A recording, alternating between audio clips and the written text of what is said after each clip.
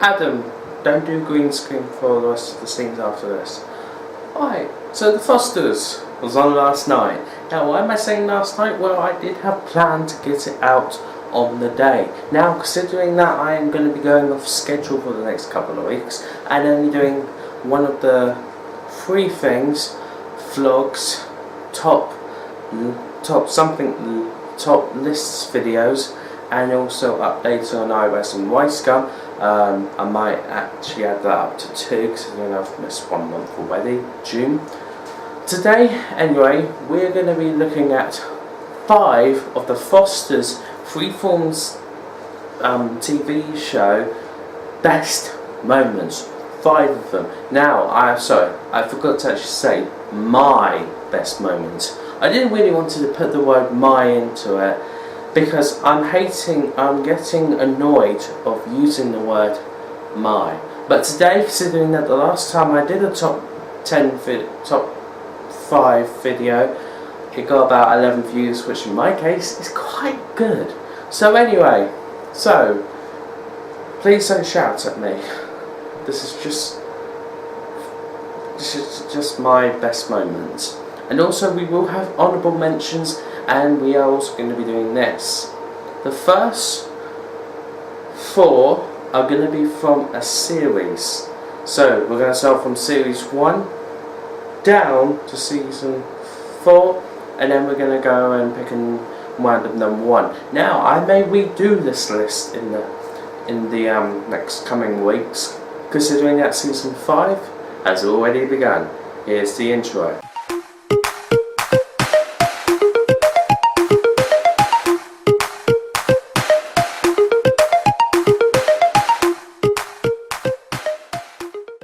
Number 1.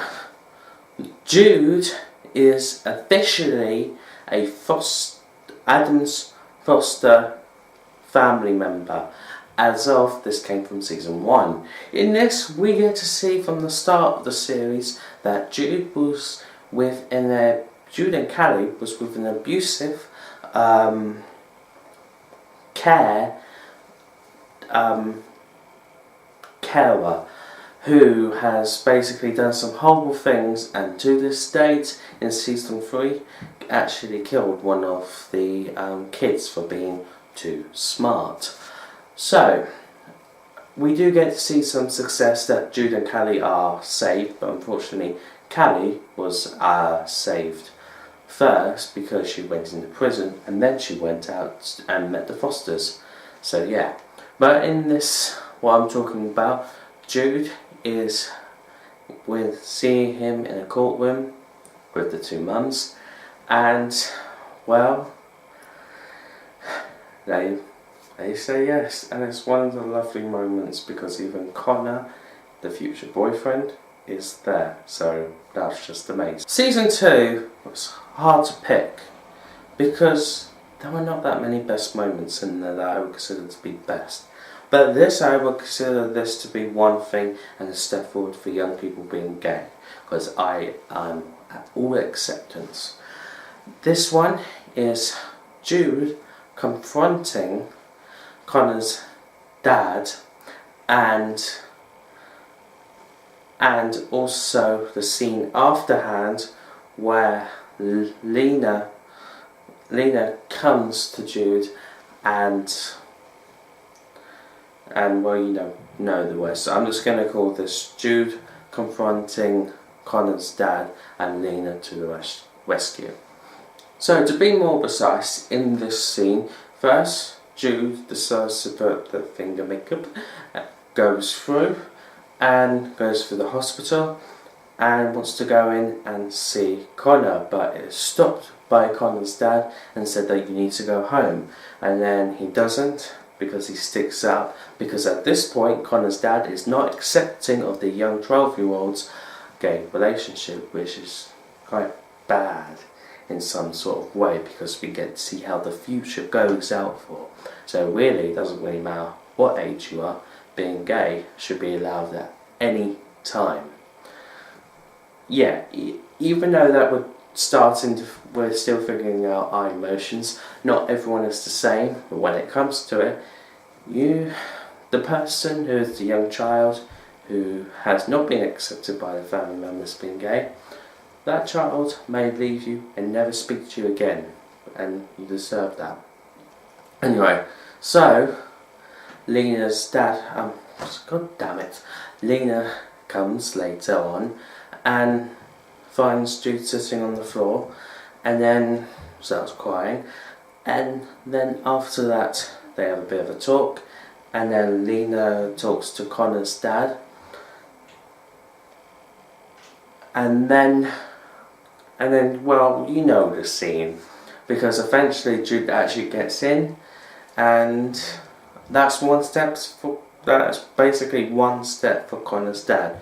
I'm so sorry that I poorly worded that. That was just truly awful. Number 3, Callies Speech from season 3 of The Fosters. In season 3, we see Callie going from a rough start to now she wants to make some improvements from making an app called Lost and Found that never got funded. Well, it was going to get funded and nearly got launched. But then this speech happened. Now, it's one of the most fantastic things that's happened, because we all realise, by some helping from Steph, that the girl, the woman who was going to fund it, was basically under everything that's happened, from all the bad stuff that's happened, from Jack's death, from Callie and Jude being with the same foster carer. Yes, this is the person. And then I'm guessing with this idea, if this app did get launched, and if Callie did follow on instead of speaking out and never knew, or did know and didn't speak out, then hundreds of thousands of kids could have been killed. Now, in this case, killing will always be against the law, no matter what. And eventually this would actually get targeted, because I'm not too sure if you know, guys and girls, but if you kill too many of the humans, the human race will become extinct if you keep killing and killing and killing and killing. At the moment, hopefully it's not as bad, considering that I'm still alive and people who are watching it still alive. After all, how can videos on YouTube get 46 million views? But yeah, again, that happened, but unfortunately that did end up some stuff with this girl, the person who was funding the app, that woman. Yeah, well, let's say she's not happy, and I guess people are now trying to do stuff back. But for Callie, well, fortunately the person that was going to fund that released some private information that if you do that in the real world, you could have some serious trouble. If it's not against the law, then you could actually, well, have some serious trouble with that person, because, well, it's highly illegal releasing information if a person's under 18, depending on over 18. So Callie's not in a good place. Now, we did see some bits of that it could have got answered in season 4, but it never did, and I hope it never does, because to be honest,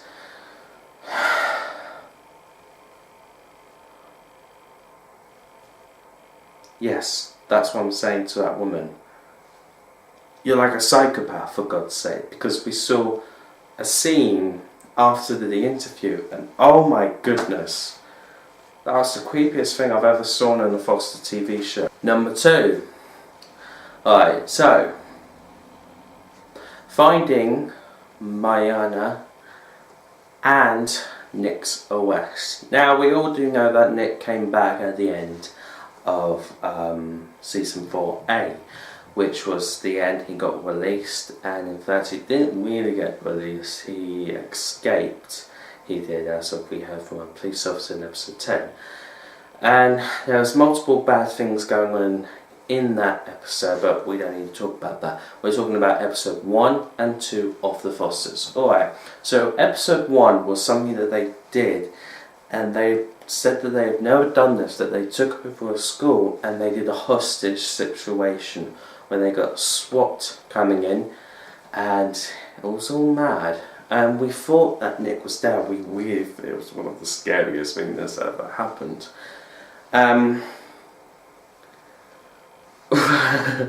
Now, they eventually did find Mariana, which was one of the most fantastic moments. And then we also just found out at the end of that episode that Nick is in the house, and Steph did a poorly job of actually looking around, because if you did see, she did not go into every single room. Steph, come on, you're a police officer, for God's sake. Don't think about, I'm wasting their time, don't do that. Anyway, so because of that, Nick is actually in the house, and we don't get to know if he's going to come out or not until the end, because during that episode of episode 2, we get sneak peeks of where he is and who he's watching. So, at the end of that, we see Mariana in his room, in her room, and Nick comes out and says, please don't shout. Now eventually, Callie was about to come back to her room or go to the bathroom, and here's that Nick and Mariana are talking. And then also Steph also finds out, I have no idea how, and now they go into the other room and he's arrested and all that, it's all over. Number 1, this comes, I think it comes from season 3 again. Now, I know you're going to be mad at me, but we're focusing on Jude. Now, this is basically Connor's dad accepting Jude for being gay. This was one of the fantastic moments, and it got even Jude crying and Connor's dad crying as well, and then after that they moved. So it's not every day that you see this on TV, that someone's dad is accepting of a person being gay, which is just amazing. Now, why didn't see this? Well, the Fosters were trying to teach us something. That not all people are accepting all the way. Like we did see in kind of a season 3 way in most of those episodes, that Connor's dad was slowly getting to acceptance, because we did see something in that Father's Day's episode that was kind of like, this guy's changing. But now he is accepted, and that's fantastic. But poor for him, Connor's going to find someone else, and Jude broke up with Connor in season 4. So yeah, I don't think we're going to see Connor ever again now, considering that now his story is over. But there are other stories that still need to be picked up, like from season 3 or even from season 4. For instance, is Nick going to get justice? Is he going to get arrested again? This stuff's going to happen because,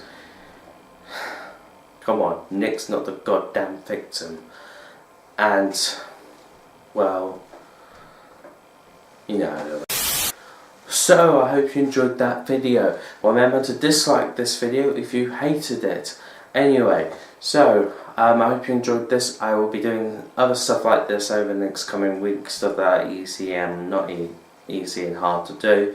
Anyway, make sure you go and check out some of the Foster stuff here and my stuff here. Anyway, I will see you all on the next video, and peace. I'm going to leave you with this. You told me that I wasn't disposable, and I'm really trying to believe that. I am scared of losing you. Tuesday, it's time to pick up the pieces. I'm not gonna be a senior next year. Jesus, I need you to calm. No, I'm not gonna calm down! I need to prove that I can do something on my own. There is only so much that any of us can do for you. You need to decide who you want to be. The Fosters, all new Tuesday at 8, 7 Central on Freeform and the app. You can find clips from your favorite shows and exclusive content Here on Freeform.